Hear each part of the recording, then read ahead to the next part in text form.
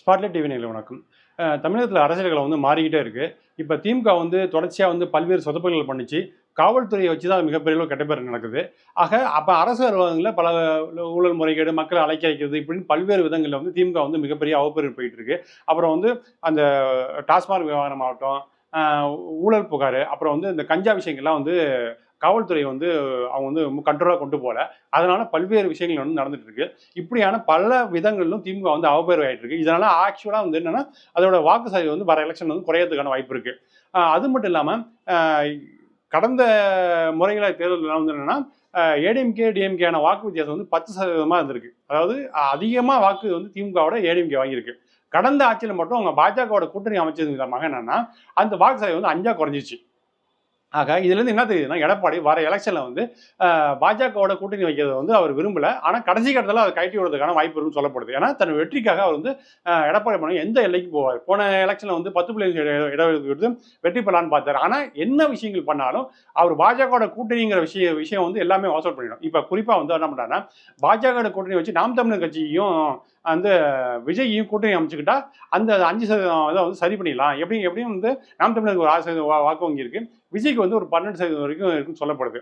இப்படியான விஷயங்களை கால்குலேஷன் பண்ணா எப்படி நமக்கு 6% வாக்கு வங்கி கூட கிடைக்கும், திமுக எளிதில் வீழ்த்தலாம்னு சொல்லி கணக்கு போடுறாரு. ஆனா என்ன நடக்குதுன்னா, என்னதான் பாஜக கூட்டணி யாராவது சேர்த்தாலும் அவங்களும் சேர்ந்து வாஸ் அவுட் ஆகிறதுக்கான சூழ்நிலை இருக்கு.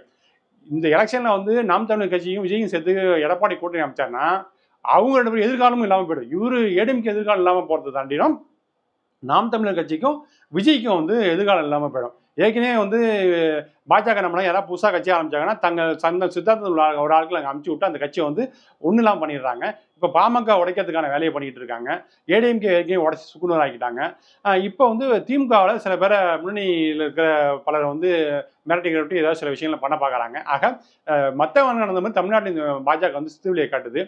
ஆனா எது இருந்தாலும் மக்கள் தான் இங்க முடிவெடுக்கக்கூடிய ஃபேக்டராக கட்சிக்காரங்க இல்லை. அதனால மக்கள் பாஜகவோட யார் கூட்டணி அமைச்சாலும் அவங்க வீழ்த்துவாங்கிறத எந்த மாற்று கருத்து இல்லை. எடப்பாடி இந்த விஷயத்துல என்னன்னா, தன் வெற்றிக்காக எப்படியாப்பட்டாவது கடைசி நேரத்துல பாஜகவுக்கு கட்டி விடுவார். அதுக்கு பிறகு என்ன சமாளிப்பார், காலில் ஏதாவது பண்ணுவாரான்னு தவிர. ஆனா எடப்பாடி என்னன்னா, பாஜகவோட கூட்டணி அமைக்கிற விஷயத்த முற்றிலும் நிராகரிச்சு கடைசி நேரத்தில் என்ன வேணாலும் பண்ணி ஜெயிக்கிறதுக்கான ஒரு சூழ்நிலை நோக்கி தான் போவாரு. அதற்காக நாம் தமிழர் கட்சியும் ஏமாத்துறது வாய்ப்பு இருக்கு, விஜயையும் கூப்பிட்டு பசுப்பு பார்த்து சொல்லி ஏமாத்துறது வாய்ப்பு இருக்கு. ஆனா இந்த அரசியல் காலம் எப்படி எது பண்ணாலும் பாஜகங்கிற விஷயத்த யார் கூட்டணி அமைச்சாலும் தமிழகத்தில் வெல்ல முடியாதுங்கிற ஒரு ஃபேக்டர் போயிட்டு இருக்கு. ஆனாலும் பாஜக என்னன்னா, இந்த கூட்டணி அமைச்சு தனக்கான வாக்கு ஒரு குறிப்பிட்ட பெறலான்னு சொல்லி ஒரு கால்குலேஷன் பண்ணி அந்த கூட்டணியை முறிக்காம தான் இருவரில் போட்டிட்டு தனக்கான ஒரு விதையை தமிழ்நாட்டில் விதைக்கணும்னு அந்த ஒரு உதயத்தில் போயிட்டு இருக்காங்க.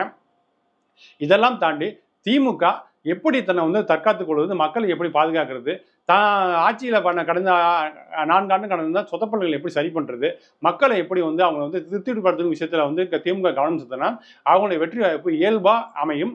ஆனா திமுக அத்தகைய முயற்சிகளை முன்னெடுக்குமாங்கிறது ஒரு கேள்விக்குறிதான். எடப்பாடி வர எலெக்ஷன்ல முடிவெடுக்கிறது போது தான் தமிழகத்தில் அரசியல் தலையெழுத்த மாறப்போகுது. வாங்க அடுத்த வீடியோவில் இன்னும் விரிவாக நம்ம இந்த விஷயங்களை அலசுவோம், ஆராய்வோம். நன்றி, வணக்கம்.